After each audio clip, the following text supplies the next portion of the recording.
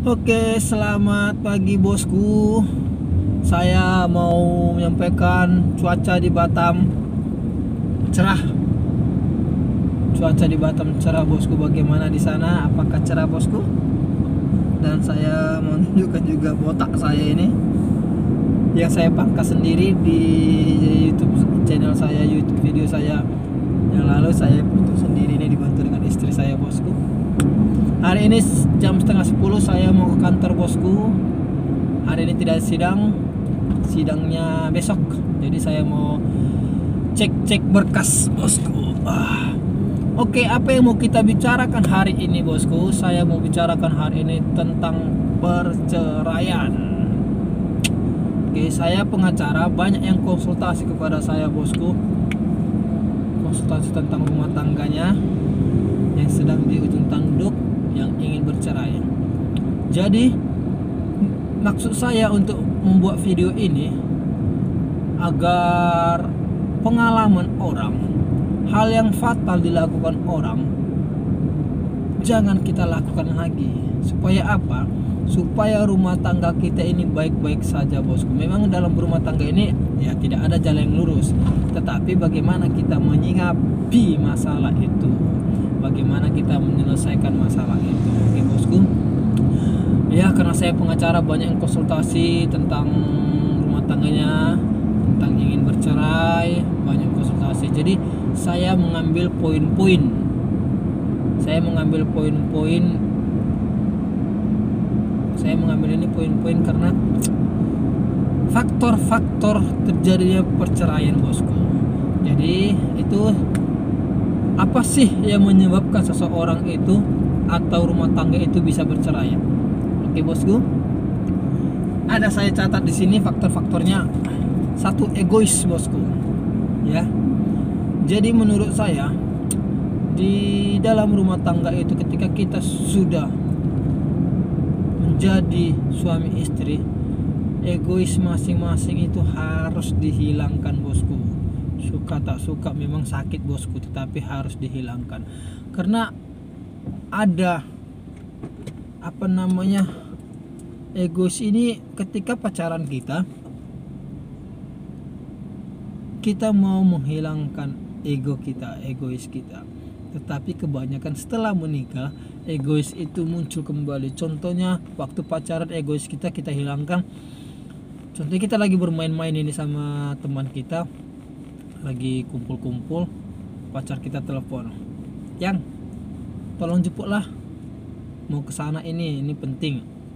Egois kita hilangkan, kita tinggalkan sebentar teman-teman kita pergi ke tempat pacar kita, menjemput dia dan mengantar dia. Ya, dengan senang hati. Itu waktu pacaran. Oke bosku, untuk pacaran. Tetapi setelah menikah, saya herannya egois ini selalu muncul. Ketika sudah menikah, istrinya, "Pak, jemputlah ke sini." Nggak bisa nyokok naik ojek, yang nggak bisa nyokok naik motor, yang nggak bisa nyokok naik Grab, yang nggak bisa nyokok pergi sendiri. Egois kita muncul di situ bosku. Kenapa? Karena itu kita tidak membunuh egois kita tidak menghilangkan egois kita ketika kita sudah menikah.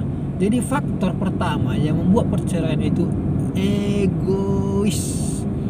Jadi egois itu harus kita buang di dalam rumah tangga kita, harus kita buang dalam rumah tangga kita agar rumah tangga itu menjadi damai. Egois untuk perempuan juga, yang biasanya perempuan ketika pacaran selalu dilayani, mau makan apalah, mau kemana lah, mau beli apalah, selalu dilayani. Tetapi ketika sudah menikah, egois itu dibuang. Ya, waktunya melayani suami. Contohnya bangun pagi, ya buatkan teh suami, bangun pagi, siapkan pakaian suami. Yang selama ini waktu pacaran, ya si cowok yang menanya sudah sarapan belum, udah makan belum. Kalau pas menikah ya perempuannya harus aktif. Ya, Ya biasanya kalau egois itu tidak dibuang, ya bangun pagi suami tak ada teh, tak ada apa, pakaian mau pergi kerja juga tidak disiapkan, terjadilah pertengkaran bosku, merasa tidak diperhatikan. Ya, oke. Yang kedua, sikap tidak terbuka bosku. Sikap tidak terbuka. Ini juga penting bosku, di dalam rumah tangga itu kita harus saling terbuka. Harus saling terbuka antara suami dan istri. Apa keinginan kita harus kita sampaikan kepada istri, istri juga apa keinginan dia harus disampaikan kepada suami. Keterbukaan itu sangat berharga di dalam rumah tangga bosku. Ya, keterbukaan itu. Contohnya lah, dari keluarga si perempuan, istri, ada sesuatu atau ibunya mau minta sesuatu, uang atau apa kepada anaknya perempuan, si istri ini harus cerita kepada suaminya diberikan atau tidak. Kalau suami yang bilang tidak, jangan diberikan. Kalau suami mengatakan berikan, itulah keterbukaan itu. Sebaliknya juga begitu, si suami jangan main belakang, memberikan kepada keluarga kita, jangan. Karena kita sudah membina rumah tangga sendiri, kita mempunyai keluarga sendiri, ya kita harus terbuka bosku. Ya, contohnya juga untuk mengurus anak, ada sifat keterbukaan.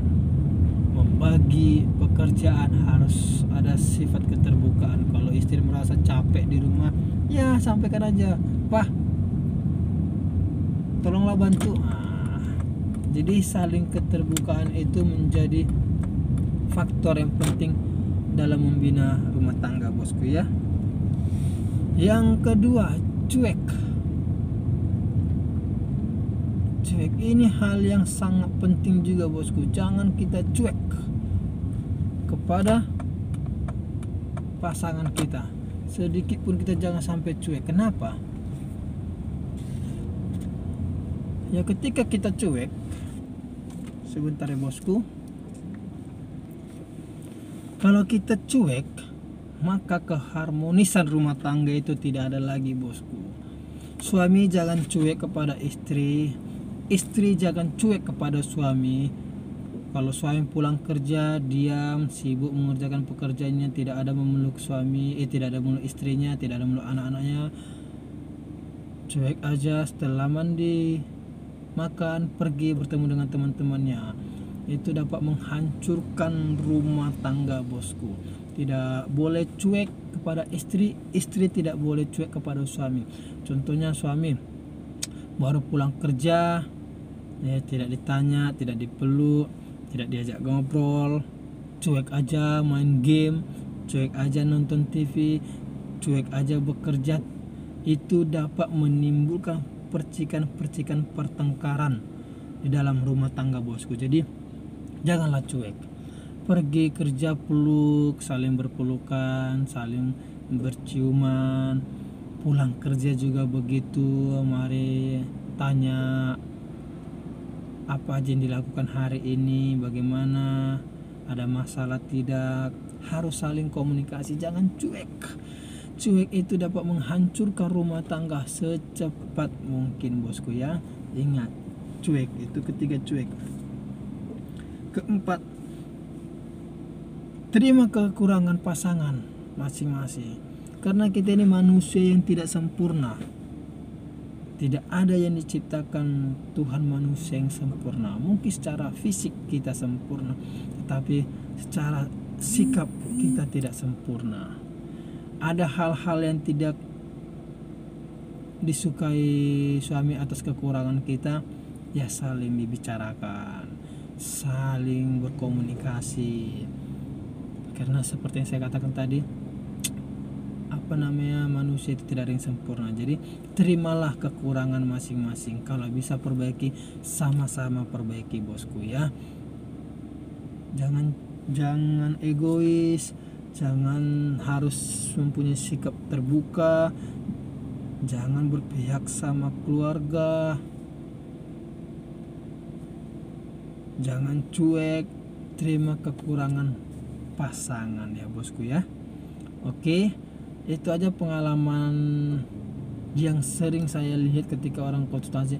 Kamu kenapa ingin bercerai? Suami saya terlalu egois. Kenapa kamu ingin bercerai? Suami saya tidak terbuka dengan pendapatannya, tidak terbuka dengan kehidupannya. Kenapa kamu ingin cerai? Karena dia cuek kepada saya merasa tidak diperhatikan. Kenapa kamu ingin cerai? Dia tidak terima kekurangan saya. Jadi ini pengalaman mereka bosku ya, ini pengalaman mereka. Biarlah itu menjadi pengalaman kita juga, sehingga rumah tangga kita terhindar dari hal-hal yang tidak kita inginkan, terhindar dari perceraian bosku. Oke, tetap semangat, tetap sukacita, tetap sukses. Salam.